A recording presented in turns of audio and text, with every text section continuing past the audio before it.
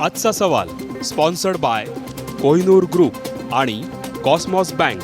सहप्रायोजक सर्वसामान्यांच्या जिव्हाळ्याची बँक राजगुरुनगर सहकारी बँक आणि महाराष्ट्राचा पॉवरफुल बॅटरी ब्रँड ऑटोबॅट आता 5 वर्षांच्या वॉरंटीसह.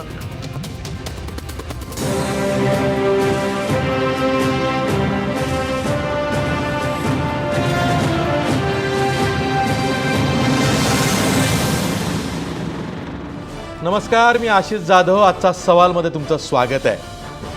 खाजगी शाळा म्हणजे प्रायव्हेट स्कूल्सची जी शिक्षण फी आहे तो ज्याला आपण स्कूल फीज म्हणतो, ह्या इतक्या मनमानी पद्धतीनं वाढवल्या जात आहेत की आपण सरकारी यंत्रणेत काम करतो आहोत की नाही याचा विसर सरकारला पडला आहे. सरकारचा अंकुश या प्रायव्हेट स्कूल्सवर म्हणजे खाजगी शाळांवर उरलेला नाही आहे. त्यांची जी शिक्षण फी आहे, स्कूल फीज आहेत, ती इतकी भरमसाठ वाढते की पालक अक्षरशः रस्त्यावर उतरत आहेत. मुंबईत अशाच पालकांचा मोर्चासुद्धा निघाला तरी सरकारला जाग येत नाही आहे. सरकार म्हणतंय आम्ही पालक आणि शिक्षकांची एक समिती नेमलेली आहे, त्यातून फी निश्चित केली जाते. त्यानंतर त्या फीबाबत काही तक्रार असेल तर तिचं निवारण करण्यासाठी किंवा त्यावर तोडगा काढण्यासाठी शुल्क नियंत्रण समितीसुद्धा आहे. त्यावरती रिटायर्ड जजेस अपॉइंट करण्यात आलेले आहेत. एवढं सगळं करूनही एकाही शाळेवरती सरकारने वेळेत कारवाई केलेली आहे किंवा झालेली फी वाढ जी मनमानी आहे हे सरकारला कळतंय तरीसुद्धा ती तातडीनं रोखली आहे असं उदाहरण क्वचित बघायला मिळतं आहे. आणि म्हणूनच पालकांमध्ये रोष आहे. 50% शाळांच्या फी वाढलेल्या आहेत. स्कूल फी ह्या 50% वाढणं म्हणजे एखाद्या पालकाचं सगळं बजेट कोलमडणं आहे. मध्यमवर्गीय पालक ते सोसू शकत नाही आहेत अशी परिस्थिती आहे. शहरांमध्येच नाही तर जी तालुका लेवलची गावं आहेत आणि तिथं प्रायव्हेट स्कूल्स आहेत तिथंसुद्धा हीच व्यथा आहे. म्हणूनच आपण आज चर्चा करणार आहोत. आपला आजचा सवाल बघा. खाजगी शाळांची मनमानी फी वाढ रोखण्यात सरकारला अपयश येत आहे का? हे आपल्या आजच्या सवालमध्ये काही महत्त्वाचे मुद्दे दडलेले आहेत ज्यावर आपण चर्चा करणार आहोत. मुद्दा क्रमांक 1, शाळा व्यवस्थापनाच्या भीतीपोटी किंवा शाळांच्या भीतीपोटी पालक मंडळी फी वाढीला बळी पडतात का? मुद्दा क्रमांक 2, शुल्क नियंत्रण समित्यांची योजना कुचकामी ठरते का? मुद्दा क्रमांक 3, शिक्षण शुल्काबरोबरच इतर चार्जेसमध्येही मनमानी वाढ केली जाते का? शेवटचा मुद्दा क्रमांक 4, शिक्षण विभागाकडून खाजगी शाळांचं हित जपलं जातं का? खरं तर सरकारनं पालकांचं त्यानंतर विद्यार्थ्यांचं हित जपलं पाहिजे, पण इथं वेगळंच होतं आहे. जी उदाहरणं पुढे येत आहेत त्यामध्ये खाजगी शाळा ह्या सरकारच्या योजनांवर मात करतायत आणि मनमानी पद्धतीनं स्कूल फीज वाढवत आहेत हे लक्षात येतं आहे. पालक असहाय्य बनलेले आहेत. या विषयावरती चर्चा करण्यासाठी आपल्या स्टुडिओमध्ये आहेत असेच पालक, होरपळलेले पालक सुनील चौधरी. आपल्यासोबत ह्या ज्या खाजगी शाळांचे मुख्याध्यापक आहेत त्यांचंही म्हणणं मांडण्यासाठी त्यांच्या संघटनेचे सचिव प्रशांत रेड्डी झालेले आहेत. नमस्ते. आपल्यासोबत आणखीन एक महिला पालक आहेत की ज्यांची मुलं शाळेत असतील तर त्या महिलेला, खास करून त्या पालक महिलेला काय वाटतं हे सांगण्यासाठी अनघा आचरेकर आहेत. आपल्यासोबत पुण्याहून आणखीन एक पालक आहेत जयश्री देशपांडे. मी तुम्हा सर्वांचं या चर्चेचं स्वागत करतो. सुरुवातीला मी साहजिकच सुनील चौधरी तुमच्याकडे येतो. ज्या पद्धतीनं ही फी वाढ होते यामध्ये कुठलंही लॉजिक नाही. म्हणजे हायकोर्टामध्ये एक प्रकरण आलं आणि त्यामध्ये सांगितलं की आम्ही 15% वाढवतो, पण आता जर का आपण फी वाढ झालेली बघितली या नव्या शैक्षणिक वर्षापासूनची तर ती जवळपास सरासरी 50% जाते आहे. सरकार काय झोप काढतंय? नाही, मुळात ही फीस वाढ ह्यापेक्षाही ह्या खाजगी शाळांच्या फीस किती आहेत ह्याचा एकदा जर थोडा अंदाज घेतला आपण तर साधारण असं लक्षात येईल तुम्हाला की खाजगी CBSE किंवा ICSEच्या शाळा ह्या 1 लाख ते 5 लाखापर्यंत फीस चार्ज करतात. आणि वाढ ह्यांची 15% ते 50% होतच असते आणि ही दरवर्षी होते. कायद्यामध्ये असं कुठलंही प्रोव्हिजन नाही आहे. आत्ताचा जो नवीन ॲक्ट आहे आपला फी रेग्युलेशन ॲक्ट, ह्याच्यामध्ये तर 15% हे 2 वर्षाला एकदा वाढवायचं आहे. त्याच्या आधी कॅपिटेशन फी ॲक्ट होता, त्याच्यामध्ये 3 वर्षाला वाढ व्हावी असं अपेक्षित होतं. पण तरी शाळांनी इतकी लुबाडणूक चालू केली आहे पालकांची की त्यांनी म्हणजे कुठे बंधनच नाही ठेवलं त्या विषयाला. आज त्यांच्यासमोर ते पालकांना ब्लॅकमेल करतायत, ते आज आंदोलनं करतायत पालक. त्यांना समोर आलेल्या पालकांच्या मुलांचं काय होईल आतमध्ये हा प्रश्न उभा राहिला आहे. एकंदरीत असे की हुकुमशाही सगळ्या शाळांनी सुरू केली. मुलगा आतमध्ये असल्यामुळे पॅरेंट्स बाहेर काही बोलू शकत नाहीत. आज एज्युकेशन डिपार्टमेंटकडे जायचं म्हटलं तरी पॅरेंट्स समोर यायला तयार नसतात. कारण काय की आतमध्ये शाळेमध्ये मुलगा बसलेला आहे, त्याचा तो काय करेल, आपल्या मुलाशी कसे वागतील आतमध्ये ते सांगता येत नाही. म्हणून ह्या सगळ्या एकंदरीत त्यांचा गोंधळ जो सुरू झाला आहे, हा सगळ्या शाळांनी ब्लॅकमेलिंग सुरू केलेलं आहे विशेषतः पालकांचं. आपल्यासोबत शिक्षण अभ्यासक आहे सुधीर दाणी, मी त्यांच्याकडे जाणार आहे. सुधीर दाणी, तुम्ही बघितलं एकीकडे सरकार म्हणतंय राईट टू एज्युकेशन, अर्थात शिक्षण हक्क कायद्यानुसार विद्यार्थ्याला शैक्षणिक हक्कापासून वंचित ठेवता येत नाही. पण दुसरीकडं बेकायदेशीररित्या शाळांची अशी फी वाढली जाते, ती वसूल केली जाते. शुल्क जर का भरलं नाही किंवा फी भरली नाही तर त्या पाल्याला, त्या विद्यार्थ्याला परीक्षेला बसू दिलं जात नाही, किंबहुना त्याचा निकाल रोखून धरला जातो. त्याला वेगवेगळ्या पद्धतीनं भीती घातली जाते आणि मग पालकही घाबरतात, कारण लहान मुलं असतात. खास करून असे पालक की ज्यांची मुलं ही 7वी 8वी पर्यंत त्या शाळांमध्ये आहेत, जे अजूनही पालक सांगतील तसं करतात. अशा मुलांना त्यांचं काय होईल, त्यांच्या भवितव्याचं काय, असा विचार करून पालक घाबरतात. शाळेचं जे प्रशासन आहे, आपण काय कार्य करतोय याचा विसर या शाळांना पडतोय? हो, निश्चितपणे. वस्तुतः शिक्षण हे नोबेल सुधीर दाणी, शिक्षणाला नोबेल कॉज मानलं जातं, परंतु वर्तमान पद्धतीमध्ये शिक्षणाचं पूर्णतः बाजारीकरण झालेलं आहे. आणि बाजारीकरण म्हणलं की नफेखोरी हे अनिवार्यच ठरते. वस्तुतः जर शासनाची प्रामाणिक भूमिका असते शिक्षण शुल्कावरती नियंत्रण आणायची, तर त्यांना विविध मार्ग उपलब्ध आहेत. परंतु शासनाने काय केलं आहे की शुल्क नियंत्रण करण्यासाठी PTA ची स्थापना केलेली आहे. हा प्रकार म्हणजे पालकांच्या खांद्यावर बंदूक ठेवून नियंत्रण करणं हे कदापि शक्य होणार नाही. कारण पालकांचा या सगळ्या व्यवस्थेमध्ये अभिमन्यू होत आहे. कारण एकीकडे सरकार म्हणतं की तुम्ही शुल्क नियंत्रण करा, दुसरीकडं शालेय प्रशासनाचा धाक आहे, संस्थेचा धाक आहे. तर अशा परिस्थितीमध्ये पालक पुढे येऊन शुल्क नियंत्रण करणे कदापि शक्य नाही. जर शासनाला खऱ्या अर्थाने खाजगी शाळांच्या शुल्कावरती नियंत्रण आणायचं असेल तर त्याला अन्य राज्यामध्ये ज्याप्रमाणे कमाल मर्यादा घालण्यात आलेली आहे, तामिळनाडू, आंध्र प्रदेश अशा राज्यामध्ये प्राथमिक शिक्षण, माध्यमिक शिक्षण, उच्च माध्यमिक शिक्षण यांना एक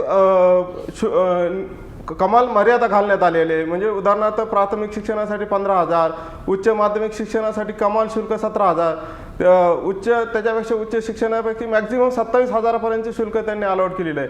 परंतु आपल्याकडे अशा प्रकारची कुठलीही योजना नाही. सरकार एकीकडे पारदर्शकतेचा डंका पिटवत आहे, परंतु शिक्षण व्यवस्थेत अजिबात पारदर्शकता नाही आणि पूर्णतः अपारदर्शी पद्धतीने शैक्षणिक संस्था हाकल्या जातात. या खाजगी शाळांची जी मुजोरपणा समोर येत आहे त्याला कारण आहे की सरकारी शाळांचा दर्जा हा जाणीवपूर्वक ढासळण्याकडे सरकारचा कल दिसतोय. कारण सरकारी शाळांमध्ये पात्र शिक्षक भरले जातात, तिथं सर्व सुविधा उपलब्ध असताना देखील तिथं इतर वस्तू मिळतात, शूजपासून तर सर्व वस्तू दिल्या जातात, परंतु दिलं जात नाही ते शिक्षण. आणि त्यामुळेच खाजगी शाळांना एक संधी प्राप्त झालेली आहे सरकारच्या नाकर्त्यामुळे नफेखोरी करण्याची, आणि त्याचा पूर्णतः लाभ हे खाजगी संस्था चालक उठवताना दिसत आहेत. ठीक आहे दाणी साहेब, तुम्ही एक चांगला मुद्दा काढलेला आहे.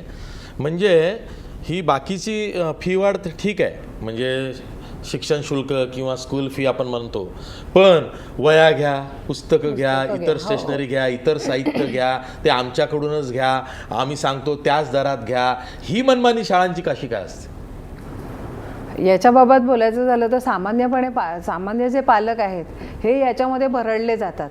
कारण का की नुसतीच फी वाढ होते असं नाही आहे, तर इतर ज्या गोष्टी ज्या आहेत त्याच्याबरोबर येणाऱ्या ज्या गोष्टी, शालेय ज्या गोष्टी आहेत त्याच्यावरती पालकांना जबरदस्ती करून काही शाळांमध्ये तर पालकांचं आय कार्ड दरवर्षी बदललं जातं आणि त्याच्यावरती आणखीन शुल्क आकारलं जातं आहे. म्हणजे अनावश्यक गोष्टींवर पण ते शुल्क आकारतायत आणि त्याच्यावर पण त्यांची मनमानी चाललेली आहे, त्याच्यावर पण त्यांचा काही एक अंकुश नाही आहे. आणि त्याच्यामध्ये सामान्य पालकांचं म्हणजे ह्याच्यामध्ये असं होतं आहे की फायनान्शियल बजेट आपण जे म्हणतो कुटुंबाचं, त्याच्यामध्ये सामान्य पालक भरडला जातो आहे.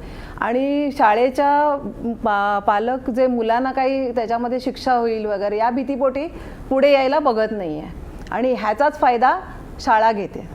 आपल्यासोबत पुण्याहून जयश्री देशपांडे आहेत. जयश्रीताई, पुण्यामध्ये सुद्धा अनेक शाळांकडनं मनमानी फी वाढ ही केली गेलेली आहे.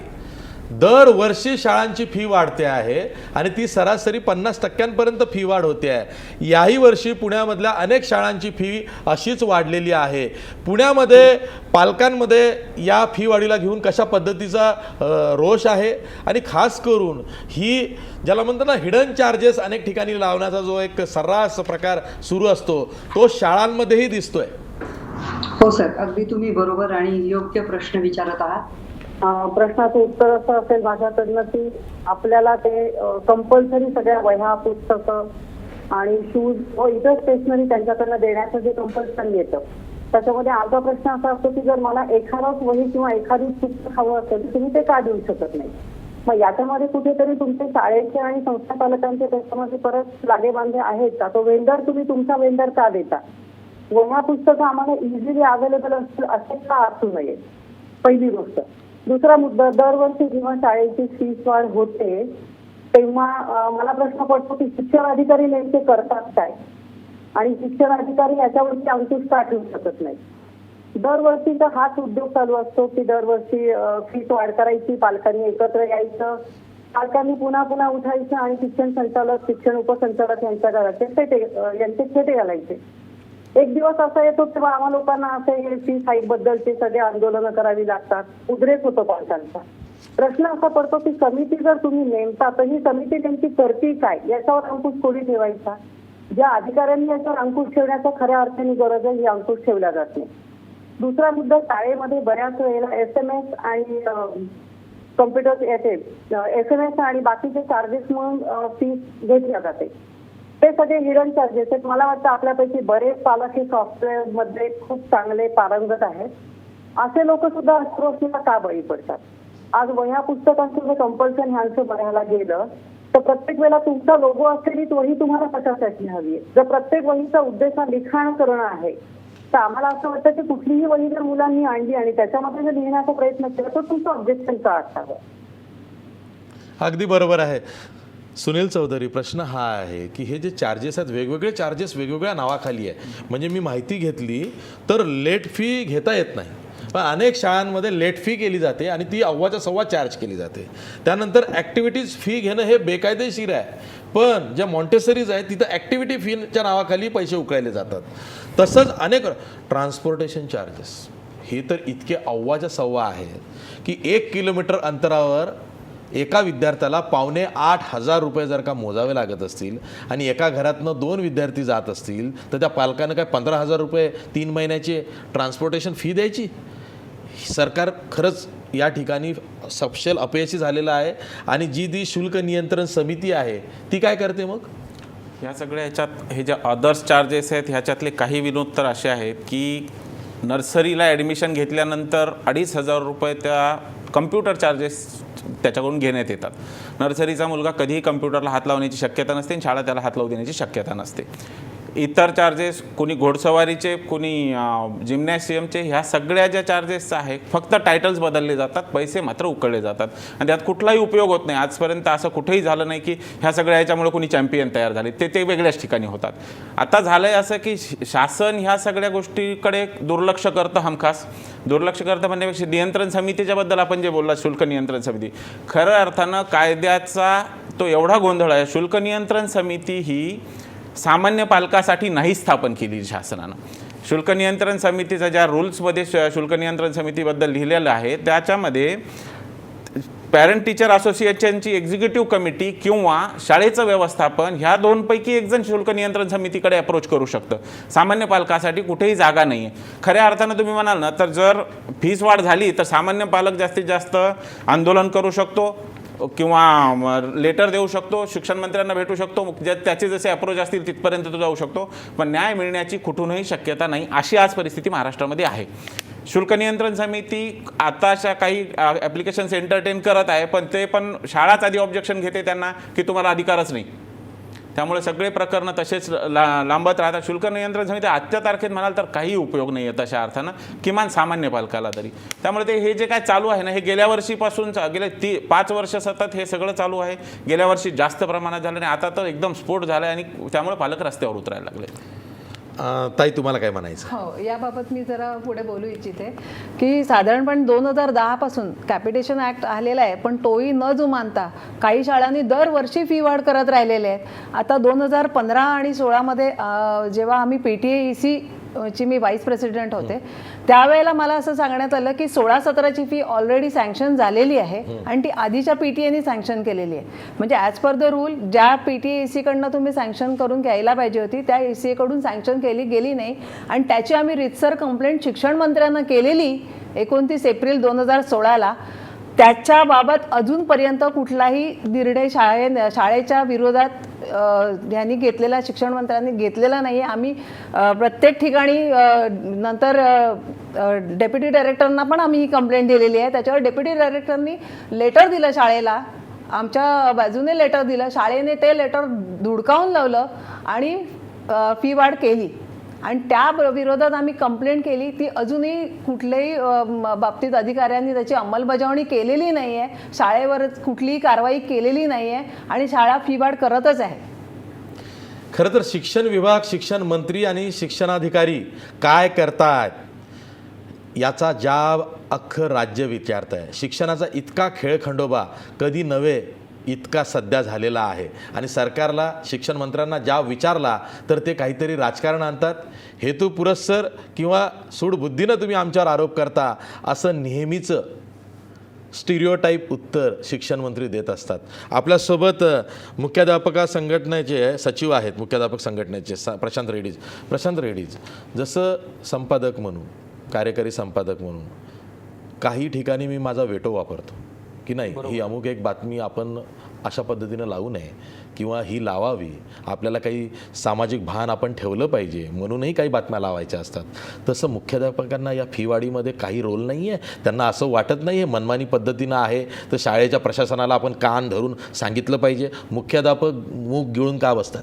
नाही, मुळात आधी मुख्याध्यापक किंवा मुख्याध्यापक संघटना मूग घेऊन बसलेली नाही आहे. कारण महत्त्वाची एक भूमिका आहे. हे जे पालक आहेत, मीही स्वतः पालक आहे, त्यामुळे पालकांची भूमिका सर्वात पहिलं म्हणजे मुख्याध्यापकाला पहिली कळते, कारण त्याचा मुलगाही कुठल्या ना कुठल्या तरी शाळेत असतो. आता प्रश्न आला की ह्या ज्या अवाजवी वाढवणाऱ्या ज्या फीच्या शाळा आहेत, ज्या फी वाढवणाऱ्या शाळा आहेत ह्यांचं प्रमाण संपूर्ण एकूण महाराष्ट्रातल्या, आपण संपूर्ण महाराष्ट्राचा विचार करतोय तर 10 ते 15% CBSE ICSE असं नाही, पुढे मी येतो ना. तर आता प्रश्न सर्वात आताची स्थिती अशी आहे, पूर्वी आम्ही होतो तर आम्हाला 8-8 किलोमीटर जाऊन शाळेमध्ये पोचावं लागत होतं. मात्र आता अवस्था अशी आहे की मुलांसाठी शाळा आहे आणि शाळांना मुलं पाहिजेत.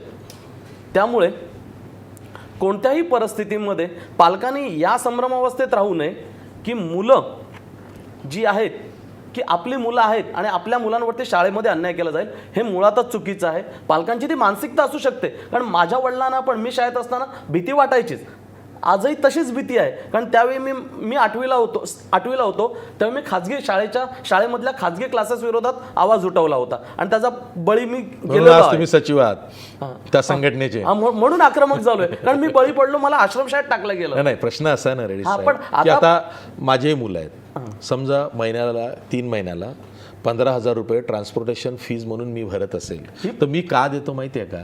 लहान मुलं आहेत, शाळेची बस आहे, घरापर्यंत येते, सुखरूप तो शाळेत जातो, सुखरूप शाळेतनं घरी परत येतात. तिथं एक चांगल्या पद्धतीची सिस्टीम आहे की आतमध्ये एक दाई किंवा ती केअरटेकर असते, चांगले ड्रायव्हर असतात. याचा अर्थ असा नाही ना की त्या गोष्टीसाठी जी 3,000 होऊ शकते, 5,000 होऊ शकते, त्यासाठी पालक म्हणून केवळ मी पालक झालो म्हणून 15,000 रुपये 3 महिन्याला मोजायचे, नाही, असं होत नाही ना. नाही, हे तर मुळातच चुकीचं आहे. आणि प्रत्येक ठिकाणी म्हणजे प्रत्येक शाळेमध्ये शाळा परिवहन समिती आहे विद्यार्थ्यांच्या सुरक्षिततेसाठी. मुख्याध्यापक लीड करतो आणि त्याच्याबरोबर इतरही आहेत, म्हणजे ट्रान्सपोर्टवाले आहेत किंवा इतर सगळे आहेत. इव्हन ट्रॅफिक पोलिसही आहेत, शिक्षण अधिकारी पण आहेत. पण तुम्हाला बोलायला खोटं वाटेल, ट्रॅफिक पोलिसवाले त्या मिटिंगला अटेंड राहत नाहीत. ही खरी स्थिती आहे. म्हणजे या अंतर्गत गोष्टी आहेत ज्या चर्चेत येत नाहीत. दुसरी गोष्ट, मुख्याध्यापकाला एवढा जर मोठा डिफरन्स असेल तर मुख्याध्यापकाने शिक्षकांना कळतो. महत्त्वाचं असं आहे की जी पीटीए जी नेमलेली आहे त्याचा मूळ उद्देशच ते आहे, पूर्णपणे शाळेचा जो कारभार आहे हा संस्थेने चालवायचा नाही आहे, तर पीटीएने चालवायचं आहे. आता पीटीएमध्ये जे निवडून जातात आणि जी निवड प्रक्रिया आहे त्याच्यामध्ये जर अंधाधुंदी बघितली ना तर आम्हाला पण कीव वाटते. आम्हाला अक्षरशः उचलावे लागतात, राहा तुम्ही प्रतिनिधी म्हणून या. ही स्थिती अनेक शाळांमध्ये हो, पण आता असं आहे ना, पालकांची व्यथा समजून घ्या की तुम्ही. त्या पालकाचं एक कसं झालं माहिती आहे का, आता हे CBSE आणि ICSE कोर्सची हे सगळ्या शाळा आलेल्या आहेत म्हणून विषय निघाला. तुम्हाला सांगतो, जर का मुलगा हा पहिला असेल, म्हणजे मुलगा पहिलीत गेला तेव्हापासनं त्या आईचं शिक्षण पुन्हा नव्यानं सुरू होतं. म्हणजे मुलाचा अभ्यास घेणं, त्याच्या परीक्षा असते तेव्हा ती स्वतः अभ्यास करते त्याच्यासाठी. म्हणजे हेही बघायचं, पुन्हा वेगवेगळ्या समित्या नेमल्या तिथंही जायचं. मग शाळेनं करायचं काय? शाळेचं काही कर्तव्य नाही. डॉक्टरांचं जसं कर्तव्य आहे तसं शिक्षकांचं आणि शाळांचं कर्तव्य नाही आहे ना. प्रश्नच नाही आहे ना. उलट मी तर सांगतो, या फीच्या यंत्रणेविरुद्ध आहे ना, आम्ही ह्याच्या विरुद्ध आवाज उठवण्यापेक्षा आहे ना, फी वाढण्याबद्दल उलट तुम्ही शासनाकडे, आमची ही भूमिका आम्ही मांडतोय की RTE जो राईट टू एज्युकेशन ऍक्ट आलाय त्याच्यानुसार प्रत्येक बालकाला मोफत शिक्षण द्यायचं आहे. मग तो कोणत्याही माध्यमात शिको. त्याच्यासाठी या सगळ्या खासगी शाळांवर RTI मार्फत अर्ज केले पाहिजेत की यांचा सोर्स ऑफ इन्कम काय आहे, आलेला इन्कम जातो कुठं आणि त्या बदल्यात विद्यार्थ्यांना हे काय फॅसिलिटीज आणि कुठलं शिक्षण देतात याचा विचार नाही आहे. किती शाळांवरती RTI लागला? शाळांना RTIचं असं आहे की आपण जे लागतो की नाही? लागतो इथून आहे की का? नाही हे कन्फ्युजन आहे म्हणजे? सगळ्यात मोठं. आम्ही जिथे तिथे ज्या शाळांच्या विरोधात RTIसाठी RTIमध्ये ॲप्लिकेशन केले, शिक्षण विभागाला ॲप्लिकेशन केले, त्यांनी आमचे अर्ज शाळांकडे पाठवले. पण RTI जिथे लागू होतं तिथे त्यांच्या वेबसाईटवर टाकणं, त्यानंतर कोण ॲपिलेट अधिकारी आहे वगैरे ते सगळं वेबसाईटवर शाळेच्या प्रिमायसेसमध्ये लावणं, हे तर कुठल्याही शाळेने दिसले नाही. दुसरे, हे साहेब जे म्हणाले की मुख्याध्यापक जबाबदार नाही, लक्षात घ्या, जी पॅरेंट टीचर असोसिएशनची एक्झिक्युटिव्ह कमिटी आहे तिच्यामध्ये 1 ते 12वा वर्ग म्हणजे 12 पॅरेंट्स आणि 12 टीचर्स अशी ती कमिटी आहे. पण त्याचा सगळ्याचा मुख्य अध्यक्ष असतो मुख्याध्यापक. मुख्याध्यापक आणि ही समिती सगळी मॅनेजमेंटला मॅनेजमेंटकडून घेतलेला प्रस्ताव सँक्शन, मुख्याध्यापक हा जबाबदार असतोच प्रत्येक शाळेचा मुख्याध्यापक. उलट प्रश्न असा आहे की 12च पॅरेंट्स असतात आणि 13 मुख्याध्यापक असं 13 शाळेचे प्रतिनिधी असतात. त्यातही 5-6 पॅरेंट्स जर घाबरलेले असतील किंवा पकडून आणलेले असतील तर ती एक्झिक्युटिव्ह कमिटी कुठल्याही कामाची नाही, अशी परिस्थिती प्रत्येक शाळेमध्ये आत्ताही निर्माण झालेली आहे सध्या. अगदी बरोबर आहे. सरकारला खूप काम करायची गरज आहे. आणि शिक्षक मतदारसंघातून आमदार निवडून जातात विधान परिषदेवरती, ते तरी काय करतात हाही प्रश्न आहे. कारण हा प्रश्न व्यवस्थेशी निगडीत आहे. सरकारी यंत्रणा व्यवस्था इतकी कमकुवत झालेली आहे की खाजगी शाळा त्यांना भीक घालत नाही, मनमानी पद्धतीनं दरवर्षी 50% फी वाढ करते. सरकार कुठं आहे? म्हणून जसं मी पहिला प्रश्न म्हणाले, सरकार झोप काढतंय का? आता वाटतंय खरंच सरकार झोप काढतंय. शिक्षण मंत्री विनोद तावडे यांचं आता हे 3रं वर्ष आहे. त्यांना या प्रश्नी गंभीरपणे लक्ष घालावं लागेल, द्यावं लागेल, तेव्हा हा प्रश्न सुटणार आहे. कारण इतकी मध्यमवर्गीय पालक मंडळी आझाद मैदानावर जाऊन सरकारच्या विरोधात, मनमानी शाळांच्या फीच्या विरोधात मोर्चा काढतात. याकडं सरकारनं गंभीरपणे बघायला पाहिजे. आपण या विषयावरती आणखी चर्चा करणार आहोत, पण ब्रेकनंतर. ब्रेकवर जाता जाता आपला प्रश्न बघा. खाजगी शाळांची मनमानी फी वाढ रोखण्यास सरकारला अपयश येत आहे का? 90% लोक म्हणतायत होय, खाजगी शाळांची मनमानी फी वाढ रोखण्यात सरकारला अपयश येत आहे. पुन्हा भेटूया ब्रेकनंतर.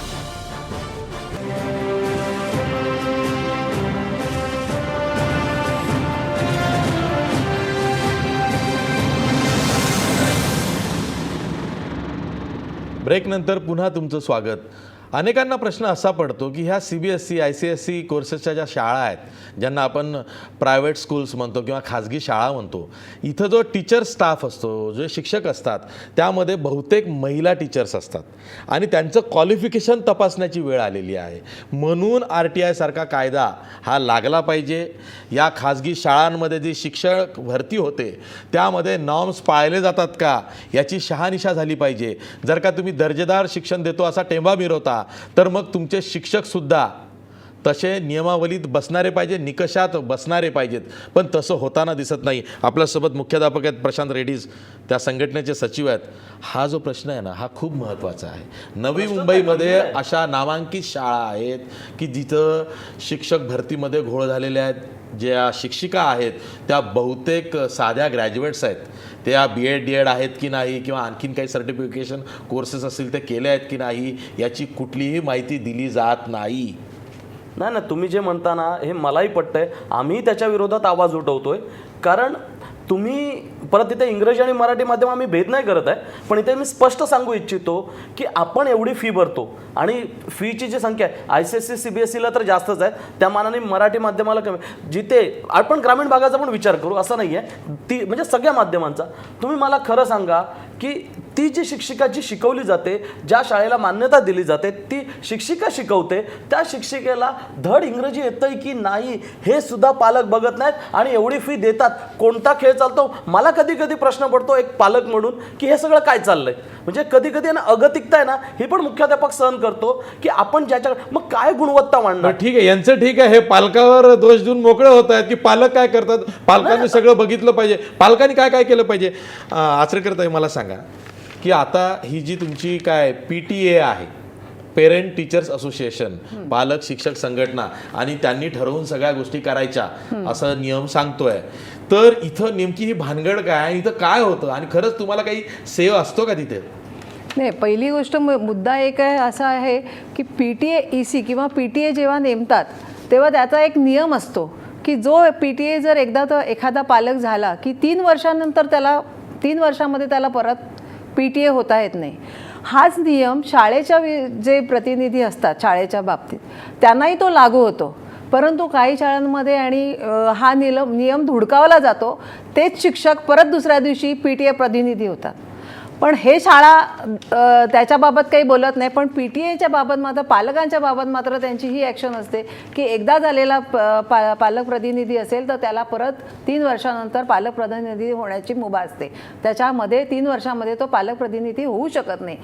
हाच नियम मात्र आपल्या बाबतीत करताना शाळा हे लक्ष देत नाही आणि ह्याच्यावर कंप्लेंट केली असताना सुद्धा, शिक्षण मंत्र्यांपासून सगळ्यांकडे कंप्लेंट केलेली असताना सुद्धा ह्याच्यावर कुठलंही उत्तर आम्हाला आलेलं नाही. ठीक आहे. सुनील चौधरी, तुम्ही शिक्षण खात्याकडं किंवा शिक्षण विभागाकडं पाठपुरावा केला, तुम्हाला नेमका अनुभव कसा येतो? एक पालक आपल्या पाल्यासाठी किंवा आपल्या पाल्याच्या शाळेच्या विरोधात जेव्हा शिक्षण विभागाकडं, शिक्षणाधिकाऱ्याकडं, शिक्षण मंत्र्याकडे जातो तेव्हा त्याला काय अनुभव येतो? ह्यामध्ये बेसिकली आपण जेव्हा पालक जेव्हा एज्युकेशन डिपार्टमेंटमध्ये जातो ना, तेव्हा सगळ्यात मोठं कन्फ्युजन उभं असतं. कारण एज्युकेशन ऑफिसर हा खऱ्या अर्थाने बऱ्यापैकी एम्पॉवर्ड ऑफिसर आहे, ज्याच्या हातात बरेच अधिकार आहेत असा एक समज असतो. उपसंचालक डिव्हिजनल आहेत, त्याशिवाय मंत्रालयात सगळी लाईन आहे मोठी अधिकाऱ्यांची. पण आता पालकांनी जायचं कुठं हा सगळ्यात मोठा प्रश्न असतो. आम्ही जेव्हा ज्या शाळांसाठी आम्ही या शिक्षणाधिकाऱ्यांकडे किंवा ह्यांच्याकडे गेलो, त्यांनी यांच्याकडे पाठवायचं. मुळात सुरुवात काय करतो की खाली तर लेटर घेतच नाहीत, पण घेतलं तरी काय फार होणार नाही, तुम्ही मंत्र्यांकडून लिहून आणा. म्हणून पालक काही करून मंत्र्यांची अपॉइंटमेंट घेऊन सगळे कामं सोडून तो मंत्र्यांकडे जाणार, तिथून त्यांच्याकडून काहीतरी एन्डॉर्समेंट करून घेणार त्याच्यावर, आणि मग तो प्रवास हळूहळू त्या पत्राच्या खालीपर्यंत येत जातो. उलटा साधारण दर एप्रिल महिन्यात अनेक पालक हा प्रवास सुरू करतात. प्रत्येक शाळेच्या दृष्टीने एप्रिल महिन्यात हा सुरू होतो प्रवास. एप्रिलमध्ये सुरू झालेलं कसं बसं साधारण ऑगस्टच्या आसपास हे सगळं उपसंचालकाच्या कार्यालयात जिथून ॲक्शन व्हावी अशी अपेक्षा आहे तिथून हे सुरुवात होते. मग तिथून होतं काय की फार तर एज्युकेशन ऑफिसरला ते एक पत्र लिहितात की या शाळेची तातडीने चौकशी करण्यात यावी. माझी खात्री आहे की उपसंचालक कार्यालय हे किमान 1000 एक पत्र दरवर्षी छापून पाठवतं शिक्षण अधिकाऱ्याला की या शाळेची परिस्थितीने काय चौकशी करून अहवाल सादर करण्यात यावा, अशा प्रकारचे पत्र जातात. त्यानंतर चौकशी होते म्हणजे साधारण मी जे पाहिलेला अनुभव आहे की शिक्षण अधिकारी टॅक्सीनी लोकलनी शाळेपर्यंत जातात आणि शाळा व्यवस्थापनाच्या गाडीनी पुन्हा ऑफिसपर्यंत येतात. हा साधारण त्यांचा प्रवास असतो. आणि मग तिथून ते केल्यानंतर एक शोकॉज नोटीस एक सगळ्यांना होलसेलमध्ये काढण्यात येते. ती दिली शोकॉज नोटीस, 7 दिवसाच्या आत उत्तर द्या असं त्यामध्ये लिहिलेलं असतं. पण त्यानंतर ना शाळा काही करते ना शिक्षण विभाग काही करतो आणि मग पुन्हा पालक आपले नवीन मिनिस्टर्सकडे किंवा जे कोणी असतील त्यांच्याकडे पुन्हा धक्के मारतात. आज जवळजवळ माझा स्वतःचा असा अनुभव आहे की गेल्या एप्रिलमध्ये सुरू झालेली ही लढाई आजही ती जागेवर तिथल्या तिथे उभी आहे. अजूनही सगळे विभाग झालेत, इव्हन HRD मिनिस्टरपर्यंत सगळं झालं आहे, पण तरी जिथे आहे तिथेच गाडी उभी आहे. अजून तुमचा लढा हा दिल्ली पब्लिक स्कूलच्या विरोधात दिल्ली आहे. पब्लिक ती स्कूल तर नेरूळच्या खूपच विरोधात. हायफाय आणि दिल्लीपर्यंत ती गेलेली आहे. म्हणून तुम्ही HRD मिनिस्टर पर्यंत गेला. अगदी आम्ही तिथपर्यंत गेलो. वा वा वा वा. जयश्री देशपांडे आहेत आपल्यासोबत. जयश्री ताई, मला एक खरंच सांगा की आता समजा असं गृहीत धरूया, तुम्ही सर्व पालकांना एकत्रित केली की यावेळेस भरमसाठ मनमानी फी वाढ झालेली आहे, आपल्याला ही काही फी परवडत नाही, त्यामुळे आपण द्यायची नाही, म्हणून तुम्ही जर का पालकांना समजवायला गेलात तर असे किती पालक आहेत की जे तुमचं ऐकतात आणि असे किती पालक आहेत की ज्यांना काही फरकच पडत नाहीत, ते ती फी देतात? त्याबाबतचा अनुभव खूप चांगला आहे की आपण जेव्हा पालकांना समजवायला जातो किंवा आम्ही जेव्हा पालकांना चर्चा करायला जातो तेव्हा पालकांच्या अडचणीत एवढ्या आमच्यापर्यंत येतात की अक्षरशः एका पालकाने मला परवा असा प्रश्न विचारला की मॅडम, मला असं वाटतंय की आम्ही आता सरकारने मुलांच्या बेसिक शिक्षणासाठी सुद्धा कर्ज द्यावं आणि ते कर्ज फेडताना जसं आज शेतकरी आत्महत्या करतो तसं आम्ही पालक पण आत्महत्या करावं, कारण आमच्या मुलांना पाहिजे तसं शिक्षण मिळत नाहीये, भरमसाठ फीया वाढतायत, एज्युकेशन डिपार्टमेंटकडे जाऊन आमच्या टपला झिजतायत, आम्ही करायचं काय? दरवर्षी वर्षभरात आम्ही परत तोच रुटीन करायचं का? आणि मला प्रश्न असा पडतो की खरंच त्या लोकांना शिक्षण द्यायचंय की नाही, पुढची पिढी घडवायची आहे की नाहीये, प्रश्नाचं उत्तर मला खरंच कळत नाही अजूनही. आणि पालक अतिशय नाराज आहे. आम्ही तर आता खरं असं ठरवतोय की जास्तीत जास्त पालकांनी फीसच नाही भरायची. बघूया आपले शिक्षण मंत्री आमच्यासाठी काय करतायत ते. अगदी बरोबर आहे. शिक्षण मंत्री काय करतात हे खरंच बघायचं आहे आता, कारण खूप झालं शिक्षण मंत्र्यांना एखादा प्रश्न घेऊन ज्या विचारला की ते त्यातनं राजकारण शोधतात आणि दोषारोपण दुसऱ्यांवर करतात. आता या प्रश्नात विचारायचं आहे की जो तुमचा मध्यमवर्गीय मतदार आहे, ज्यांना भाजपला भरभरून मतं दिलेली आहेत, त्याच्या बाबतीत तरी शिक्षण मंत्री काही करतात का? मी थेट जातोय सुधीर दाणी यांच्याकडे. सुधीर दाणी, तुम्ही ऐकलं पालक मंडळीची व्यथा, शाळेचं म्हणणं काय ते तुम्हाला माहीतच आहे. प्रश्न असा आहे की एवढी मनमानी फी वाढ होते, शाळेला काही पडलेलं नाही. शाळेला माहिती आहे की CBSE ICSE सारखे कोर्सेसला जर का तुम्ही तुमचे पाल्य किंवा विद्यार्थी पाठवत असाल तर तुम्हाला ती फी द्यावीच लागेल. परवडतं म्हणूनच तुम्ही मुलाला आमच्या शाळेत टाकता, असा त्यांचा एक गोड समज आहे किंवा तोच त्यांच्या दृष्टीनं खरा समज आहे. पालक बळी पडतात आणि जे बळी पडलेले पालक आहेत त्यांच्यासमोर आता मार्ग काय? म्हणजे शासनाने अतिशय कठोर भूमिका घेत खाजगी शाळांच्या शुल्कावरती नियंत्रण आणायचं. परंतु सध्या आता सरांनी म्हटलं की फक्त केवळ 10-15% शाळा अशा आहेत की ज्या अवाजवी पद्धतीने शुल्क आकारतात. परंतु वस्तुस्थिती अशी आहे की जवळपास 70 ते 80% शाळा ह्या पूर्णतः नफेखोरी करताना दिसतात. मला एक कळत नाही की हे शुल्क ठरवताना कुठलं गणित वापरलं जातं. आज मी नवी मुंबईमध्ये राहतो आणि नवी मुंबईला शिक्षणाची हब असं समजलं जातं. आज नवी मुंबईतल्या एकाही शाळेमध्ये ज्याला इंटरनॅशनल असं लेबल लावलेलं आहे किंवा ज्या CBSE ICSE या बोर्डाच्या आहेत, अशा शाळामध्ये तुम्हाला 50 ते 60 हजार डोनेशन दिल्याशिवाय प्रवेश मिळत नाही. हे सर्वश्रुत आहे, शिक्षण मंत्र्यांना माहिती आहे, सगळ्यांना माहिती आहे. तरीही जाणीवपूर्वक त्याकडे दुर्लक्ष केलं जातं. एकीकडे शाळांना वीज मोफत दिली जाते, भूखंड अल्प दरात दिला जातो, त्यांना ह्या सगळ्या सुविधा हव्यात, पण शासनाचं नियंत्रण नको. आता शासनाची भूमिका आपण अपेक्षा करतोय शासनाकडून आणि शिक्षण मंत्र्यांनी शासनाने यांच्यावरती नियंत्रण आणावं. परंतु आता यातली खरी मेक अशी आहे की शासनाची अवस्था आता अशी झालेली आहे की घोडा घास खाएगा, घास से दोस्ती करेगा तो क्या खाएगा. राज्यातील 80 ते 90% शाळा या अधिकारी आणि राजकारणी यांच्याच असतात. मग ते स्वतःच्याच पायावर धोंडा का पाडून घेतील? आज अतिशय सामान्य प्रश्न आहे की एका शाळेमध्ये 5,000 ते 6,000 विद्यार्थी असतात. प्रत्येकाकडून तुम्ही 30-40 हजार रुपये घेता. तर मग असं कुठल्या इन्फ्रास्ट्रक्चरवरती तुम्ही काय पायाभूत सुविधा देता? तुम्ही साधे पात्र शिक्षक सुद्धा देऊ शकत नाही. आणि आपण जसं म्हटलं की मुद्दाम लेडीजला प्रिफर केलं जातं, कारण लेडीजकडं त्यांचा बघण्याचा दृष्टिकोन असा आहे की ह्या 2 किंवा 3 वर्षांनी कुठल्या लग्नानंतर किंवा अन्य कारणामुळे हे नंतर कायम राहणार नाही आहेत. मग आपल्याला परत 4 ते 5 हजारावरती कुठलीही व्यक्ती, आणि इंटरनॅशनल शाळांना गणित शिकवण्यासाठी गणितच पदवीधर पाहिजे अशी कुठलीही अट नाही. त्यांना फक्त इंग्रजी थोडंफार बोलता येणारं व्यक्ती पाहिजे, आणि तेवढी पात्रता असेल तर त्यांना ते चालून जातं. आता ह्या शाळा म्हणतात की आम्ही खूप दर्जेदार आहेत, आम्ही दर्जेदार शिक्षण देतो आणि म्हणून आम्ही शुल्क आकारतो. मग माझा हा प्रश्न आहे की जर हा शाळा दर्जेदार शिक्षण देता तर KG पासून मुलांना ट्युशनच्या परत 10-20 हजार रुपये पालकांना का भरण्याची वेळ येते? अशी शाळा ठामपणे का नाही सांगत की आम्ही तुम्हाला अशा प्रकारचं शिक्षण देऊ की तुम्हाला आईवडिलांना अभ्यास घ्यावा लागणार नाही, ना तुम्हाला ट्युशनला जावं लागणार नाही? पण असं होतच नाही. आपल्याला सगळ्याला माहिती आहे की ट्युशन शिवाय शिक्षणच पूर्ण होऊ शकत नाही अशी धारणा झालेली आहे, आणि त्याला शिक्षणाचा घसरता खाजगी शाळांमध्ये सुद्धा शिक्षण दर्जेदार असतं हा सुद्धा एक गैरसमजच आहे. ठीक आहे दाणी सर, अगदी योग्य मुद्दा तुम्ही काढलात. आपल्यासोबत प्रशांत रेड्डीज आहेत. प्रशांत रेड्डीचा मुद्दा खूप महत्त्वाचा आहे. दर्जेदार शिक्षण दिलं जात नाही. काय होतं बघा, हे जे CBSE आणि ICSEचे कोर्सेस बारकाईनं जर का बघितलं ना, यात इतकं मायन्यूटली त्या सगळ्या गोष्टी अशा स्पून फिडिंगसारखं तिथं फ्लोचार्ट काढून ड्रॉइंग काढून सगळं केलेलं असतं की तिथं 12वी पास टीचरसुद्धा ती व्यवस्थित ते होमवर्कसारखं ते करून घेऊ शकते. हे जे आहे ना, ही जी शिक्षण पद्धती, यातनं विद्यार्थी किती घडतो हा वेगळाच मुद्दा आहे. प्रश्न तोच आहे, इतकी फी देऊनही ते दर्जेदार शिक्षण याचं मोजमाप करण्याचं यंत्र कुठलं नाही आहे पालकाकडं, आणि म्हणून तो असहाय्य आहे. नाही, तुम्ही जे म्हणता ना, आणि दाणी सर म्हणतात ना, पूर्णपणे पालक म्हणून किंवा मुख्याध्यापक म्हणून मी पूर्णपणे ते मान्य करतो. ही खरी स्थिती आहे, त्याच्यात दुमत नाही आहे.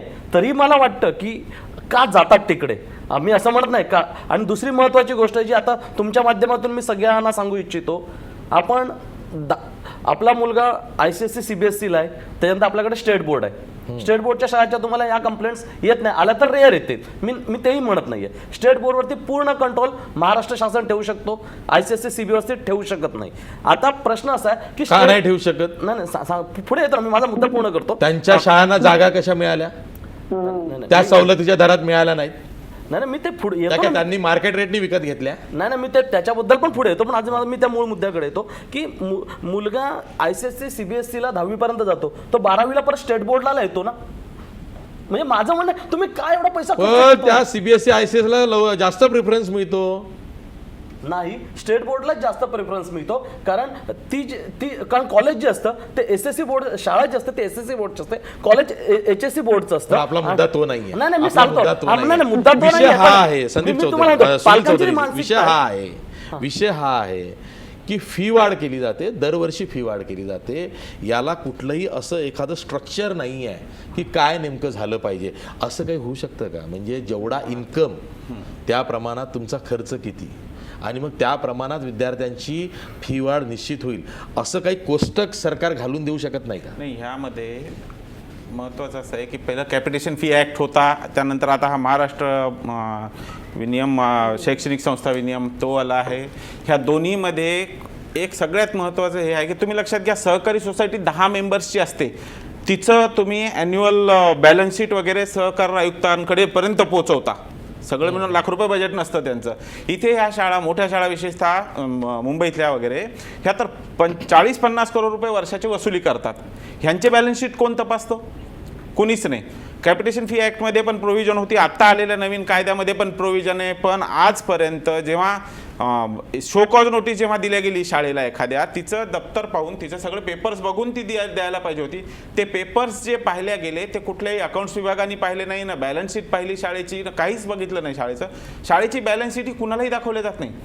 CBSEच्या नियमानुसार शाळेने बॅलन्स शीट फीस वाढ करण्यापूर्वी, म्हणजे फीस वाढ ज्या दिवशी होईल त्याच दिवशी शाळेने ती वेबसाईटवर टाकणं गरजेचं आहे पालकांसाठी सामान्य, पण ते तर केल्याच जात नाही. आणि शिक्षण विभाग विशेषतः एक पत्र लिहून मागवत पण नाही साधं. किंवा तुम्ही बॅलन्स शीट द्या तुमची, आम्हाला बघू द्या एकदा तुम्हाला खरंच गरजेचं आहे का. साधारण 60 ते 70% प्रॉफिटचा हा व्यवसाय सगळ्या महाराष्ट्रात आता सध्या झालेला आहे आणि याच्यावर विचारणार कुणी नाही. शिक्षण विभागाला बिलकुलच या विषयात interest नाही. शिक्षण विभागाला अजून यातले लूपहोल्स माहीत झालेले नाहीये, त्यातल्या पळवाटा कळल्या. आणि जर का आपल्या एखाद्या पत्राने इतकं काही होऊ शकतं हे कळलं तर तेही करतील. आता त्यांना वेळ नाही आहे, इतरच कामं इतकी आहेत की त्यात हा मार्ग आणखीन त्यांना सुचलेला नाही, त्यात नाही तो वाम मार्गच पत्करतील, तिथंही वेगळे धंदे सुरू होतील. विषय हा आहे की इतकी मोठी फी आकारली जाते. एखाद्या दाम्पत्याला किंवा पालकांना 2 मुलं असतील आणि ती जर का कमी जास्त वयानं बरोबरच्या वयाची असतील तर त्यांनी करायचं काय. आणि जर का मुलाला चांगलं दर्जेदार शिक्षण मिळावं म्हणून त्यांनी चांगल्या शाळेत टाकलं असेल तर ती त्याची इच्छा आहे. पण तसं असताना केवळ आमच्या शाळेत तुमच्या पाल्याला तुम्ही टाकलं आणि आता भोगा तुम्ही तुमच्या कर्माची फळं असं म्हणून शाळा चालणार नाही. सरकारला काही ना काही अंकुश ठेवावा लागेल. सरकारनं अंकुश ठेवतो म्हटलं तर काय करू शकतं यावरही आपण विचार करणार आहोत, चर्चा करणार आहोत. पण ब्रेकनंतर, ब्रेकवर जाता जाता आपला प्रश्न बघा. खाजगी शाळांची मनमानी फी वाढ रोखण्यात सरकारला अपयश येत आहे का? 92% लोक म्हणतायत होय, खाजगी शाळांची मनमानी फी वाढ रोखण्यात सरकारला अपयश येत आहे. पुन्हा भेटूया ब्रेकनंतर.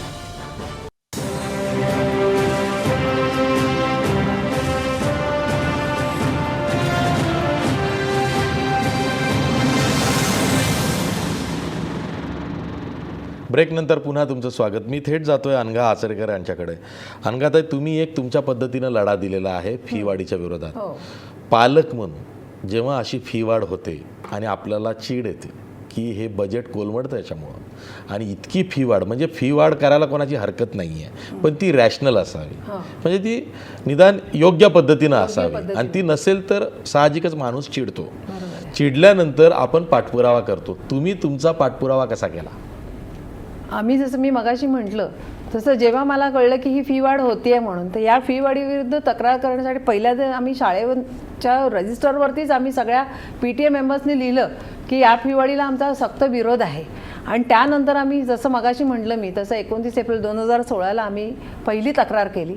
आणि त्याच्यानंतर त्याच्यावरती डेप्युटी डायरेक्टरनी शाळेला लेटर पाठवलं आणि शाळेला लेटर अशा संदर्भात पाठवलं की जी फी वाढ केलेली आहे ती मागे घेण्यात यावी आणि जुनी फी आहे ती बालकांना घ्यावी. त्यानंतर शाळेने डेप्युटी डायरेक्टर हे त्या ह्याच्यामध्ये येत नाही, ज्युरिडिक्शनमध्ये येत नाही असं म्हणत त्यांच्यावरती कोर्टात, त्यांच्या विरुद्ध कोर्टात गेले. असं म्हटल्यावरती डेप्युटी डायरेक्टरने आपलं हे लेटर जे आहे मागे घेतलं. याच्यावरती कुठलंही एक्सप्लेनेशन आम्हाला दिलं नाही. आत्तापर्यंत आम्हाला कुठलंही एक्सप्लेनेशन त्याच्यावर मिळालं नाही. त्यांनी ते लेटर का मागे घेतलं. त्याच्यानंतर ही फाईल आहे माझ्याकडे. या फाईलमध्ये तुम्ही बघाल तर हे आत्तापर्यंत आम्ही सगळीकडे हे तक्रार करत आलेलो आहे. वर्षभर आम्ही तक्रार करतोय, तक्रारीवर तक्रार करतोय, पण आम्हाला कुठेही आम्हाला न्याय मिळत नाही आहे. अगदी शिक्षण मंत्र्यांपासून सगळ्या शिक्षण अधिकाऱ्यांपासून आम्ही सगळीकडे तक्रार केलेली आहे. आणि ही पण आम्ही ही तक्रार आता आमच्या शाळेच्या विरोधात आम्ही ही तक्रार केलेली की याच्यावर आम्हाला कुठल्याही प्रकारचा न्याय मिळत नाही आहे. आता 1 वर्ष व्हायला आलं, अजूनही कुठल्याही प्रकारे ही केस सॉल्व्ह झालेली नाही. मला सांगा 2 वर्षांनी फी वाढ करण्याचा खरं तर नियम आहे. जो नियम आहे गेल्या वर्षी फी वाढ झाली होती आणि आता यंदा परत आता होते. अरे, म्हणजे गेल्या वेळेचा निकाल लागलेला नाही लागले आणि परत फी वाढ झालेली आहे. फी वाढ झालेली आहे. मुंबईतल्या पालकांची ही व्यथा आहे. तर मग महाराष्ट्रातले जे इतर तालुका लेवलची जी गावं आहेत तिथं सुद्धा अशा प्रायव्हेट इंग्लिश मीडियम स्कूल्स आहेत, तिथं काय? मी पुन्हा जातोय जयश्री देशपांडे यांच्याकडे पुण्याला. जयश्री ताई, जसं आता अनघाताईंनी सांगितलं की मुंबईमध्ये त्यांना हा अनुभव आलेला आहे, पुण्यामध्ये अशाच पद्धतीनं पालकांना अनुभव येतो. शाळा प्रशासन तुम्हाला भीक घालत नाही, तुमची तक्रार ऐकून घेत नाही. हो सर, हा तर नेहमीचाच प्रकार झालेला आहे. आम्ही आपलं उठायचं, स्वतःचं मानसिक समाधान करायचं, डेप्युटी डायरेक्टरकडे जायचं, नुसते कागद पुढे सरकवायचे. आम्हाला प्रश्न असा पडतो की इथे एखादी कमिटी DFRC एवढी ऍक्टिव्ह का नाहीये की या फीस वाढीवरती ते आठवड्याभरात अभ्यास करून रिझल्ट देतील. आणि ही DFRC करतीये काय, ह्या प्रश्नाचं उत्तर आम्हाला कळतच नाहीये. अगदी बरोबर आहे, अगदी बरोबर आहे. प्रशांत रेड्डीज, तुमचा हस्तक्षेप का महत्त्वाचा आहे ना मुख्याध्यापकांचा. मुख्याध्यापकांना कळतं की आपलं कर्तव्य काय. डॉक्टरी पेशा असेल, शिक्षकी पेशा असेल, वकिली पेशा असेल, इथं कर्तव्याचं भान त्या व्यक्तीनं ठेवणं फार गरजेचं असतं. मुख्याध्यापकांना असं वाटत नाही, प्रिन्सिपल्सला असं वाटत नाही की आपण आपल्या मॅनेजमेंटच्या, स्कूल मॅनेजमेंटच्या विरोधात लढलं पाहिजे आणि पालकांची बाजू घेतली पाहिजे. नाही ना, प्रश्न नाही. कारण का आमच्यासाठी जर विद्यार्थी असतील तरच आमचं अस्तित्व आहे, ही पहिली गोष्ट तर आम्हाला मान्य आहे, म्हणजे शिक्षक आणि मुख्याध्यापकांना. आता प्रश्न राहिला की जी फी वाढी संदर्भात जी चुकीच्या पद्धतीने जी फी वाढ, जशी आता अनगाताई म्हणाल्या, न पटण्यासारखी आहे सामान्य माणूस म्हणून. फी वाढ असावी, मी नाही म्हणतात. फी वाढीला आम्ही मुख्याध्यापकांकडून पूर्ण विरोध पण करत नाही आहे, आणि जी अति फी वाढ आहे तिला तर आमचाही विरोध आहे. प्रश्न असा आहे की पहिल्या शाळा आणि आताच्या शाळांमध्ये प्रचंड तंत्रज्ञान वाढलं आहे, सोयीसुविधा वाढल्या आहेत, सुविधा पाहिजेत, ती पुरवणारी यंत्रणा पाहिजे. मग ह्याचा खर्च कोण करणार? आता मुंबई विद्यापीठ पण फी वाढवत आहे. उलट SSC बोर्डाने फी वाढवली नाहीये, म्हणून SSC बोर्डाची जी अवस्था आहे ही बाहेर न सांगण्यासारखी आहे. म्हणजे नाहीतर उद्या काय माहिती आहे, सगळ्यांना सगळ्या गोष्टी पाहिजेत पण ते देणार आहे. पण ह्याचा जो गैरफायदा काही जण घटक घेतात, या यंत्रणेतले जे काही घटक आहेत जे वाढवणार आहेत हे नक्कीच घेतात. आणि ह्याच्यामध्ये सर्वात प्रथम माझंही शिक्षण मंत्र्यांना आव्हान आहे, आणि शिक्षण मंत्री हे करतील, कारण का दोन्हीकडे म्हणजे केंद्रात आणि राज्यात दोन्हीकडे सत्ता बहुमताने का होईना पण भारतीय जनता पक्षाची आहे. आणि आता कायदा करणं, कारण CBSE आणि ICSE ह्याच्यामधल्या काही ज्या लुक्स आहेत, म्हणजे जसं अनगाताने सांगितलं की अधिकाऱ्याने दिलं लेटर पालकांसाठी, पालकांचा आक्रोश बघून कर्तव्य केलं, पण त्याला माहिती आहे हे कोर्टात गेलेले आहेत, म्हटल्यावरती कोर्टामध्ये मी असं का केलं म्हणून. कारण अधिकाऱ्याने ते लेटर देण्याच्या अगोदर पूर्ण यंत्रणेची ती तपासणी करायला पाहिजे, किंवा आणखीन काही गोष्टी, म्हणजे ती तपासणी म्हटली की त्याच्यामध्ये परत सगळा कालावधी गेला. म्हणून असं एक चौधरी, आज तुम्ही एवढा मोर्चा काढला, एवढे पालक तुम्ही रस्त्यावरती आलात, आझाद मैदानात मुंबईत एकत्र आलात, सरकारला जाब विचारला, सरकारकडे तुम्ही निवेदनही दिलं असेल, इथून पुढं काय? आता रस्त्यावरही उतरलात, सरकारने नाही ऐकलं तर? आता सध्याची परिस्थिती अशी आहे की सरकार काही ऐकण्याच्या मनस्थितीत नाहीये, कारण गेले काही दिवस शिक्षण मंत्री सरकारला ऐकून घ्यायचं नाहीये. शिक्षण मंत्री ज्या पद्धतीनं उत्तर देत आहेत सगळ्या पालकांना, कारण जवळजवळ रोज एक तरी शाळेचे पालक जाऊन भेटतात आणि रोज त्यांना काय नवीन नवीन उत्तरं शिक्षण मंत्र्याकडून येतात, कधी CBSE कडे वगैरे जा असे उत्तरं येतात. मुळात काय की आज जर शिक्षण मंत्र्यांना मी काय करू शकतो हेच माहिती नसेल तर पुढचा प्रश्नच येणार नाही काही करण्याचा, किंवा त्यांनी यांनी करण्याचा. मुळात काय झालं तुम्हाला सांगतो, हा फीस वाढीचा जेव्हा हा कायदा आता अस्तित्वात आला त्यानंतर फीस वाढ खरं तर थांबली होती, पण शाळांचा जो संघटना आहे, त्या मोठ्या इंटरनॅशनल स्कूलची संघटना आहे, ती हायकोर्टात गेल्यानंतर तिथे त्यांना शासनाला विचारलं कोर्टाने की काय तुमचं म्हणणं काय. त्या साधारण 16/11/2015 हे रिट पिटिशन फाईल झालं इंटरनॅशनल स्कूल्सनी केलेलं, त्याच्यावर ॲफिडेव्हिट केलं शासनाने जानेवारी 17 साधारण 13 ते 14 महिने फक्त ॲफिडेव्हिट करण्यासाठी अख्खं डिपार्टमेंट त्याच्यावर बसून होतं.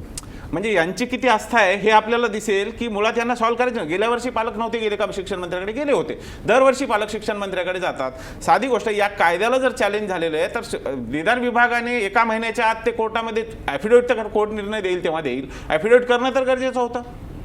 13 महिने शासनाने फक्त ॲफिडेव्हिट करण्यासाठी. सरकारी अनास्था जेव्हा येते ना, ती काय येते त्याच्या मागे काही कारणं असतात. आता इंटरनॅशनल स्कूलची एक लॉबी आहे, ती कार्यरत असेल, त्यामुळं सरकारी अनास्था आणखी वाढीस लागते.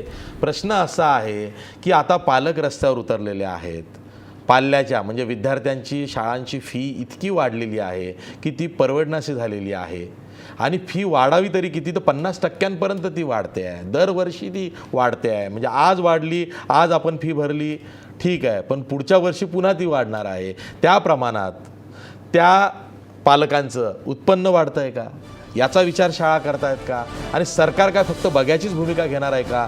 माझं पुन्हा आवाहन आहे शिक्षण मंत्री विनोद तावडे यांना, राज्यभरातल्या पालकांचा हा रोष आहे, तुम्हाला लक्ष घालावं लागेल, नाही तर शिक्षण क्षेत्रातला खेळखंडोबा आणखी नव्यानं चव्हाट्यावर येऊ शकतो. आज मुंबईसारख्या आर्थिक राजधानीमध्ये, देशाच्या महाराष्ट्राच्या राजधानीत आझाद मैदानात पालक मुलांच्या फीला घेऊन सरकारला जाब विचारतायत. ही शोकांतिका आहे. याकडे शिक्षण मंत्री विनोद तावडे लक्ष देतील असा माझा तरी समज आहे. आता तो खरा ठरतो का ते त्यांच्यावरती आहे. आज मी इथंच थांबतोय. जाता जाता आपला प्रश्न बघा. खाजगी शाळांची मनमानी फी वाढ रोखण्यात सरकारला अपयश येत आहे का? 93% लोक म्हणतायत होय, खाजगी शाळांची मनमानी फी वाढ रोखण्यात सरकारला अपयश येत आहे. आज इथंच थांबूया. पहा फक्त महाराष्ट्रवर.